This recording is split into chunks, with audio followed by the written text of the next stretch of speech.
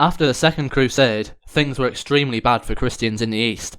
The Muslims got a new leader, Nur ad-Din, who came to the aid of Damascus, captured it and established his power. While everyone was waiting for an attack from him, no one even guessed that a new threat had appeared, a much more serious threat. Meet this guy. His name's Saladin. He also participated in the capture of Damascus. Then he would help to occupy Cairo.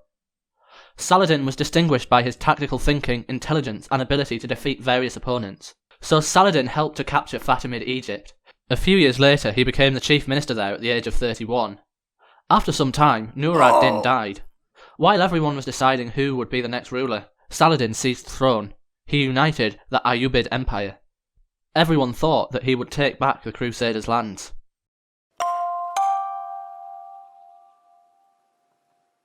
The Templars were the only ones who tried to do something good for the Crusaders. The order was created after the First Crusade, and they had some spies in Saladin's army. Baldwin IV of Jerusalem was one of the few rulers who tried to fix the situation. He was brave, intelligent, and had influence in the army. But he was incapable of governing the state due to leprosy.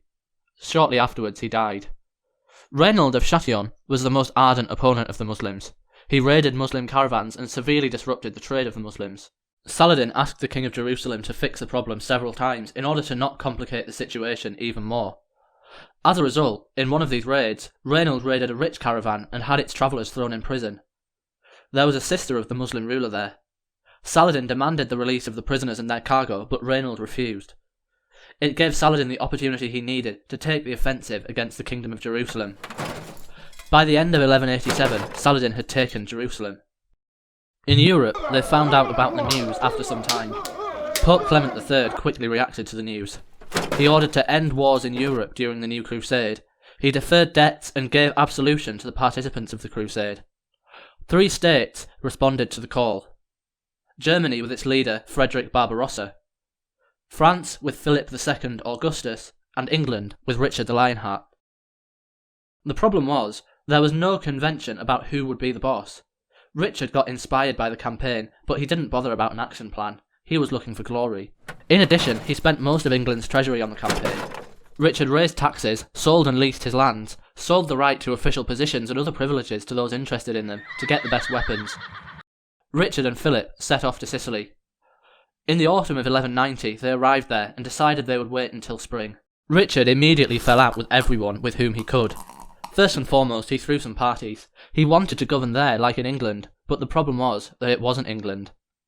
Then Richard claimed that he was supposed to be King of Sicily, since his sister Joan was married to the former King of Sicily, William. The Germans claimed the Sicilian crown too. But at the moment, just some dude named Tancred had seized power there. He imprisoned Richard's sister Joan. Bro, release my sister and give me gold. Then I will allow you to be a king here. You forget I'm in charge here. Really? The Germans were really mad. Philip wanted to marry his sister Alice to Richard. Bro, are you going to marry my sister? Nah. You dumb, stinky idiot. Philip was offended and realised that waiting for Richard was pointless, so he left Sicily directly for the Middle East to join the siege of Acre.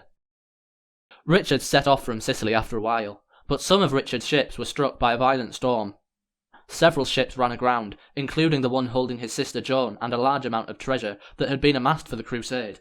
It was soon discovered that the ruler of Cyprus had seized the treasure and Joan. Richard declared war and conquered the island within days. After that, Richard had fun and celebrated again. As a result, he sold the island to the master of the Knights Templar, Robert de Sablé, who swore allegiance to England. Finally, Richard landed at Acre in June 1191. The Crusaders didn't need the city. They could provide supplies through the other Christian cities on the coast. What were the Germans doing at that time? Frederick Barbarossa took the right of way from Byzantium and negotiated the supply of supplies at a reasonable price. Frederick planned to fight inside Asia Minor to weaken Saladin's forces. The Byzantine Emperor Isaac II feared foreign troops because all wasn't so good in his empire. Serbs and Bulgarians tried to secede, so Isaac thought Frederick Barbarossa would support them and capture Byzantium. In fact, they made such an offer to him, but he refused politely. Isaac ordered his army to accompany and harass the Crusaders by attacking their foraging parties. As a result, the Europeans reached the ferry, but the Byzantines refused to let them cross. This lasted until the beginning of 1190. Frederick was starting to lose patience and thought to accept the offer of the Bulgarians. They offered an army of 40,000 and supplies in exchange for the German support, but by March 1190 they were allowed to move forward. In May, they reached Iconium and defeated their Turkish enemies at the Battle of Iconium. While crossing the Salif River on the 10th of June 1190, Frederick's horse slipped, throwing him against the rocks. He then drowned in the river. Saladin feared Barbarossa the most, but now the problem had been fixed. Much of his army returned to Germany by sea in anticipation of the upcoming imperial election. The emperor's son, Frederick of Swabia, led the remaining 5,000 men to Antioch. However, the German army was further reduced by fever. Sick with malaria, Frederick died too and was buried in Acre. While the imperial army didn't achieve its objective of capturing Jerusalem, it did capture the capital of the Seljuk Sultanate and had inflicted considerable damage on Turkish forces. In June 1191, Philip of France and Richard the Lionheart finally arrived at Acre. Leopold V of Austria arrived too and took command of what remained of the German forces. However, they didn't have a plan for the siege. Philip and Richard were in conflict with each other. In addition, the French monarch demanded Richard to give him half of Cyprus. He referred to an agreement that split captured lands 50-50. "Come on, share with me. We agreed." "You get off me. The agreement was about Muslim lands." Richard, being a knight, admired Saladin's leadership skills with all his heart, so they wrote letters to each other and exchanged pleasantries constantly. Because of this, his authority fell more. After all, it turned out that Richard was under suspicion. Philip wasn't such a charismatic leader to lead the troops. Despite all the circumstances, the Christians were able to exhaust Acre.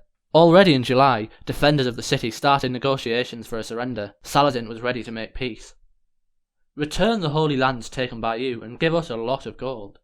We'll take 2,000 noble Muslims as hostage. Then we'll release the captured soldiers' garrison." Saladin seemed to agree to such terms and gave 2,000 hostages. On July the 12th, 1191, Acre was surrendered. At the same time, during the capture of the city, Richard quarrelled with Leopold. The Duke put up the German standard on one of the walls. Richard cast it down from the city, slighting Leopold. The Austrians were extremely offended. The tension got pretty high.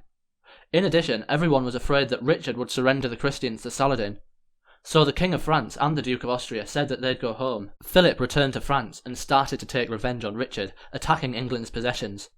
It was a direct violation of the non-aggression pact during the Crusade. "My crusade is over." Richard stayed in Acre and waited for the fulfilment of the agreement, but Saladin refused to give up Jerusalem and pay the gold. Then Richard got mad and had 2,700 of the Muslim prisoners decapitated in full view of Saladin's army, which tried unsuccessfully to rescue them. Saladin responded by killing all of the Christian prisoners he had captured. Richard decided to march to the city of Jaffa. On the 7th of September 1191, however, Saladin attacked Richard's army at Arsuf. Saladin attempted to harass Richard's army and defeat it. Richard was able to counterattack and won the battle. He had dented Saladin's reputation as an invincible warrior, and proved Richard's courage as a soldier and his skill as a commander. It was an important victory. Following his victory at Arsuf, Richard took Jaffa and established his new headquarters there. Before leaving, Saladin demolished Jaffa and Ascalon. Richard had to rebuild them. In the autumn of 1191 and spring of 1192, Richard stayed there, wasting time, while Saladin strengthened. The army wanted to keep moving forward. The king hesitated. 3 times they started the path and went back all 3 times. At that time, Richard found out what the French king was doing. It became evident that Richard would soon have to return to his own lands to safeguard his interests. Saladin's army went to Jaffa desperately. The defending garrison, although taken by surprise, fought well. Saladin's forces had suffered heavy losses. However, on the 30th of July 1192, the defenders of the city started negotiations for surrender. For the ransom, Saladin allowed people to leave it freely with their property. When the exhausted and tired Muslims saw that Crusaders were leaving the city with riches, they couldn't resist and attacked them. Saladin was wrathful. He took away all the loot and executed those who disobeyed him. Richard had intended to return to England when he heard the news that Saladin and his army had captured Jaffa. Richard and a small force went to Jaffa by sea in a surprise attack. Richard's forces stormed Jaffa from their ships, and the Ayyubids, who had been unprepared for a naval attack, were driven from the city. The Muslims had suffered heavy losses and retreated. Saladin decided to counterattack the king's army. A few days later, Saladin attacked Richard's camp outside Jaffa at dawn. However, the Europeans had a spy in Saladin's forces, so they knew about the attack in advance and had time to prepare. Seeing that Richard's army were ready for battle, Saladin's troops lost faith in victory and refused to attack. At this point, both armies were exhausted. and Richard needed to go back to England as soon as possible, so they both agreed to a truce. The coast from Tyre to Jaffa was to remain in Christian hands. A 3-year truce was negotiated. At the same time, Saladin retained Jerusalem, but Christian pilgrims would be free to visit the city. Almost everyone was dissatisfied with Richard.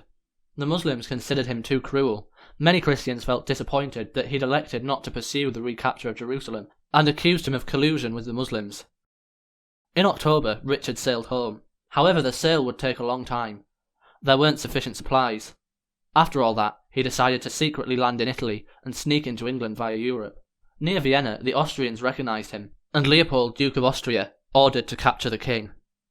Leopold kept Richard prisoner for 2 years until the Pope insisted on his release. At the same time, England was forced to pay £100,000 of silver for their monarch.